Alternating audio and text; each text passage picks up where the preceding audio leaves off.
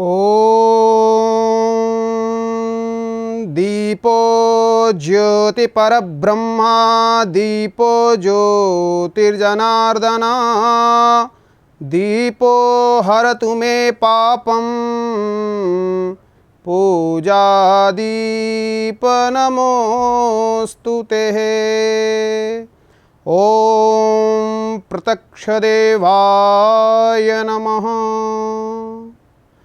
श्री राधे, नमस्कार, हर महादेव। प्रिय बंधुओं, मैं आचार्य शिवम मिश्रा आज आपको कर्मकांड से जुड़ी एक अनोखी जानकारी प्रदान करूं, उससे पहले आप यह समझ लीजिए कि हम लोग प्रतिदिन नित्य क्रिया में यज्ञ अनुष्ठान आदि और हम जब अपने घर में कर्मकांड इत्यादि करवाते हैं तो आपको ध्यान क्या देना चाहिए और क्या नहीं देना चाहिए, इन सब से जुड़ी जानकारी आज मैं आपको इस वीडियो में बताऊंगा। आप मेरे साथ बने रहिए। आप लोग प्रतिदिन नित्य क्रियाओं में प्रातः हो, मध्याह्न हो या सायं वेला हो, हम लोग दीप प्रज्वलित अवश्य करते हैं। दीप प्रज्वलित क्यों प्रज्वलित करना चाहिए, कैसे करना चाहिए, किन विधियों से करना चाहिए, किस प्रकार करना चाहिए और किस दिशा में करना चाहिए, और वह दीप किस चीज़ से बना होना चाहिए, आज इन सब की जानकारी मैं आपको इस वीडियो में बताऊंगा। सबसे पहले आप अगर नित्य क्रिया में आप दीपक पहले प्रज्वलित करते हैं तो बिल्कुल भी वह गलत है।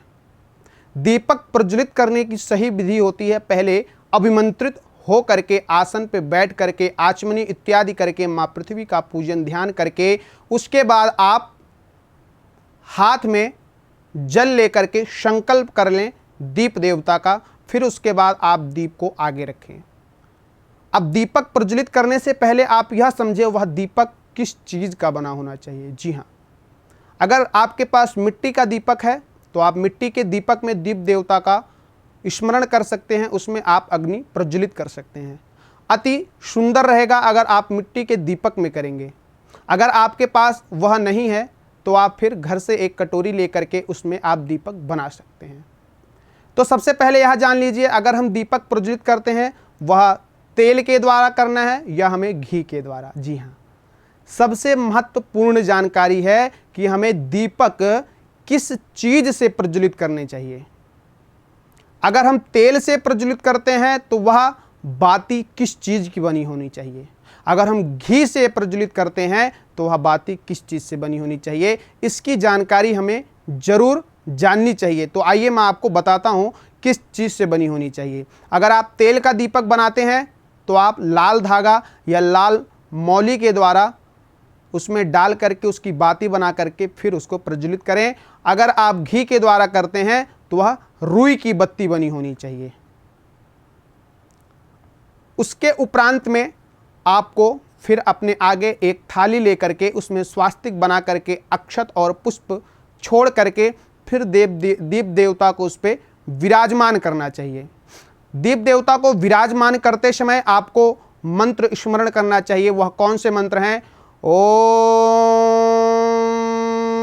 चंद्रमा मनसो जातचक्षुः शौर्यो अजायता श्रोत्राद्वायुश्च प्राणश्च मुखादग्निरजायतः।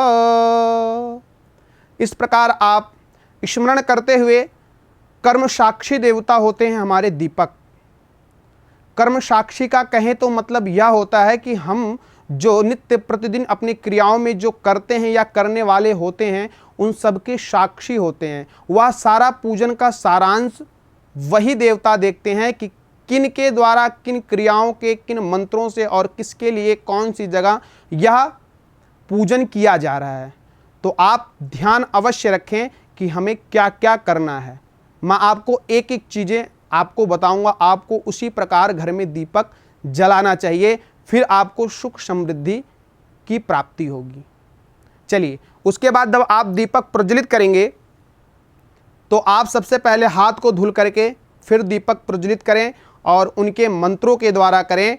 फिर उसके बाद अगर आपको मंत्र नहीं याद हैं तो आप ओम प्रत्यक्षदेवाय नमः, ओम अग्निदेवाय नमः, इस प्रकार उनके नाम का उच्चारण करते हुए अग्नि आप प्रज्वलित करें।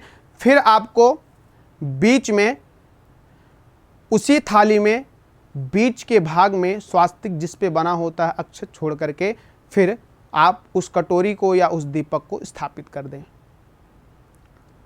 अगर आप मंदिर के समक्ष बैठे हैं तो वह आपके सम्मुख दीपक होना चाहिए।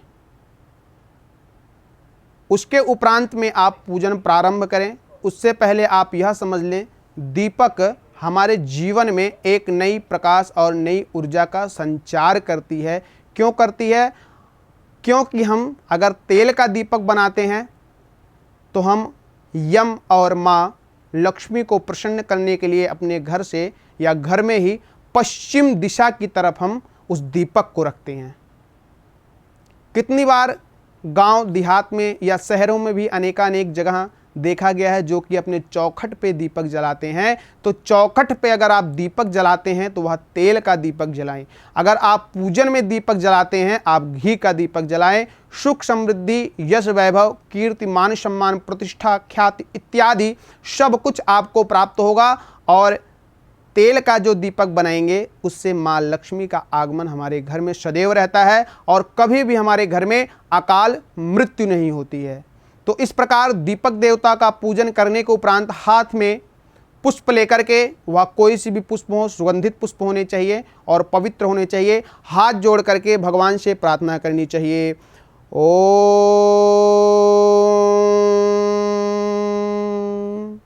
फणि फणि फणिनाथो देवाधिदेवनाथो छिदिपदि छिदिनाथो पीरबैतालनाथो निधिपदि निधिनाथो योगिनी योगिनाथो जय जय श्री बटुक देवाय सिद्धिदाय साधका नाम। जानकारी अच्छी लगी हो तो लाइक, शेयर और कमेंट करके हमें कमेंट बॉक्स में अवश्य बताएं। फिर ऐसी ही जानकारी के साथ मैं आपके समक्ष उपस्थित होऊंगा। तब तक के लिए श्री राधे, नमस्कार, हर हर महादेव।